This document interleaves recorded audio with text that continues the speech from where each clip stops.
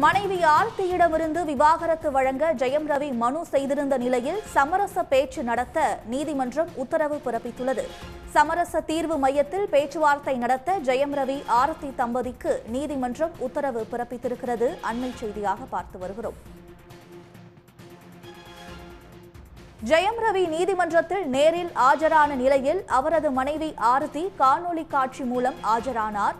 சமரச தீர்வு மையத்தில் பேச்சுவார்த்தை நடத்த ஜெயம் ரவி ஆர்த்தி தம்பதிக்கு நீதிமன்றம் உத்தரவிட்டுள்ளது. மனைவி ஆர்த்தியிடமிருந்து விவாகரத்து வழங்க ஜெயம் ரவி மனு செய்திருந்த நிலையில் சமரச பேச்சு நடத்த உத்தரவு பிறப்பிக்கப்பட்டுள்ளது. 2009ஆம் ஆண்டு பதிவு செய்த எங்களின் திருமண பதிவை ரத்து செய்ய வேண்டும் என ஜெயம் ரவி கோரியிருந்தார். ஜெயம் ரவி நீதிமன்றத்தில் நேரில் ஆஜரான நிலையில் அவரது மனைவி ஆர்த்தி காணொலி காட்சி மூலம் ஆஜரானார். சமரச தீர்வு மையத்தில் பேச்சுவார்த்தை நடத்த ஜெயம் ரவி ஆர்த்தி தம்பதிக்கு நீதிமன்றம் உத்தரவிட்டுள்ளது. மனைவி ஆர்த்தியிடமிருந்து விவாகரத்து வழங்க ஜெயம் ரவி மனு செய்திருந்த நிலையில் சமரச பேச்சு நடத்த நீதிமன்றம் உத்தரவிட்டுள்ளது.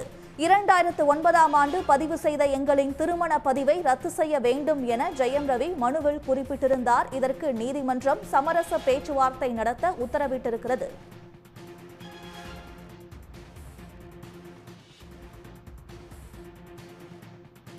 சமரச தீர்வு மையத்தில் பேச்சுவார்த்தை நடத்த ஜெயம் ரவி ஆர்த்தி தம்பதிக்கு நீதிமன்றம் உத்தரவிட்டுள்ளது. கூடுதல் விவரங்களுடன் சிறப்பு செய்தியாளர் ரமேஷ்குமார் இணைப்பில் இருக்கிறார். ரமேஷ்குமார், ஜெயம் ரவி ஆர்த்தி தம்பதிக்கு நீதிமன்றம் என்னென்ன உத்தரவுகளை பிறப்பித்திருக்கிறது?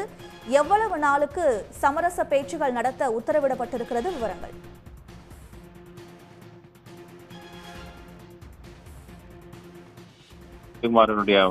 மகளான ஆர்த்திக்கும் கடந்த 2009 திருமணம் நடைபெற்றது. இருவரும் காதலித்துதான் திருமணம் செய்து கொண்டார்கள். கடந்த 15 ஆண்டுகள திருமண உறவிலே தற்போது அவர்களுக்கு இருவருக்கு இடையே விரிசல் ஏற்பட்டிருக்கிறது. குறிப்பாக 2 மகன்கள் உள்ள நிலையில அவர்களுடைய கருத்து வேறுபாடு ஏற்பட்டதுனால தனித்தனியே பிரிந்து வாழ்கிறார்கள்.